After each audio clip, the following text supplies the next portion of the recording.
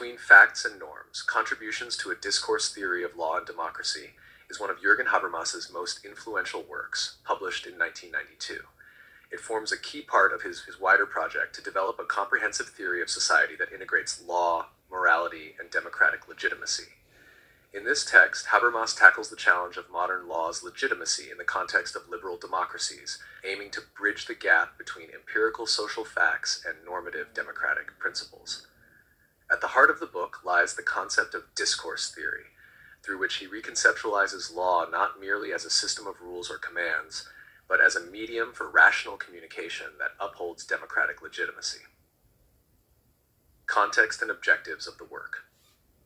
Habermas wrote Between Facts and Norms in the aftermath of the collapse of authoritarian regimes in Europe and the growing complexity of liberal democratic societies.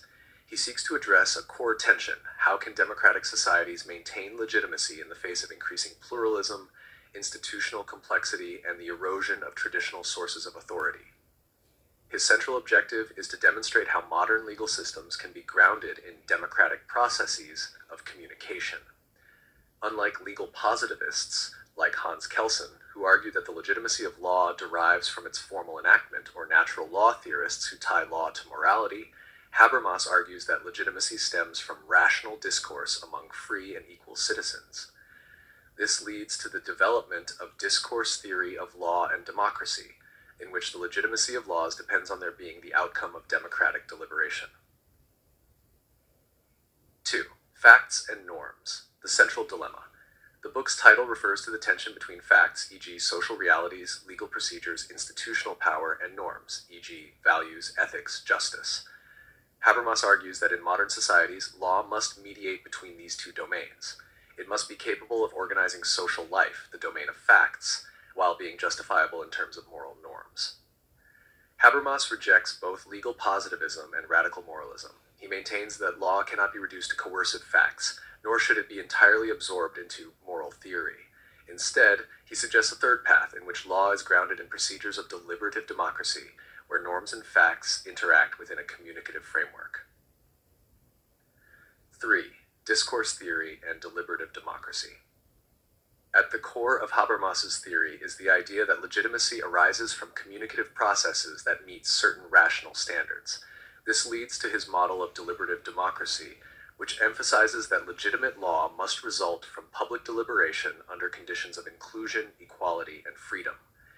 In this framework, law is a medium through which citizens can regulate their collective lives.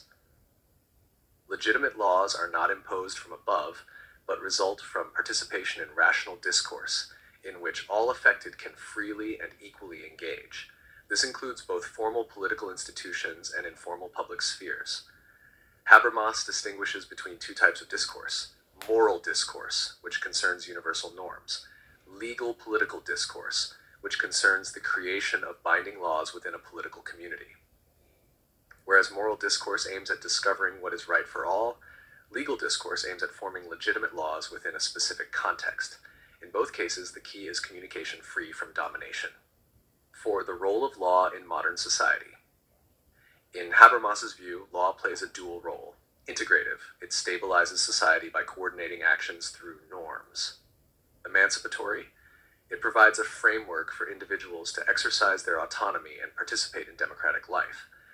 Modern law must not only regulate behavior, but also enable freedom. This reflects Kantian influences. Freedom is not merely the absence of constraint, but the condition of being subject only to laws one has given oneself.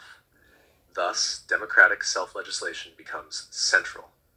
However, Habermas updates Kant with a proceduralist understanding of legitimacy.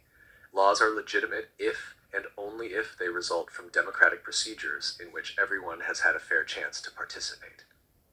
This emphasis on procedural legitimacy separates Habermas from both substantive moral theorists and classical liberal theorists.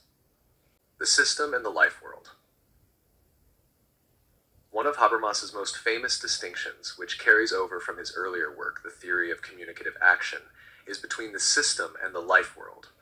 System refers to institutions governed by instrumental rationality, like markets and bureaucracies. Life world refers to the background of shared meanings and values, sustained through communicative interaction. In modern societies, the system often colonizes the life world, as formal mechanisms like money and power intrude into areas traditionally regulated by interpersonal understanding. Between Facts and Norms addresses this by suggesting that law can act as a medium that reintegrates the two.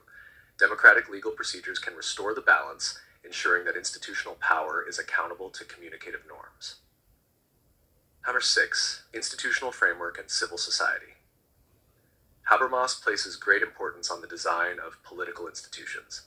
While parliamentary systems are central, he also stresses the importance of civil society, the network of associations, media, and informal publics where discourse takes place. Civil society is where problems are identified, public opinion is formed, and democratic will is generated. He introduces the idea of a two-track model of deliberation. The informal public sphere, civil society, initiates discourse. The formal political system, parliament, courts, etc., transforms that discourse into binding decisions. Thus, democratic legitimacy depends on the interaction between these two levels. A vibrant civil society is essential to maintain the democratic character of lawmaking. Number 7. Critique of liberalism and republicanism. Habermas critiques both classical liberalism and traditional republicanism. Liberalism sees rights as protections against state power, often neglecting the role of participation. Republicanism emphasizes civic virtue and collective self-rule, but may demand too much unity. Habermas offers a reconstructive synthesis. He integrates the liberal emphasis on individual rights with the Republican emphasis on collective participation. In his model, basic rights are both individual and political, ensuring personal autonomy while enabling public autonomy. He proposes a system of rights, including 1. Political rights to participate, 2. Civil rights to legal protection, 3. Social rights to ensure real participation. These rights are interdependent. One cannot have meaningful political participation without social equality, and rights must be shaped through democratic processes. Law, power, and legitimation. Habermas insists that law is always connected to power. It is enforced through institutions, but power must be legitimated through democratic processes. This means that legal coercion is justified only when law results of a process in which all could, in principle, participate as free and equal citizens.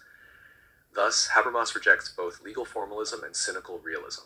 Law is neither a neutral mechanism nor a tool of domination.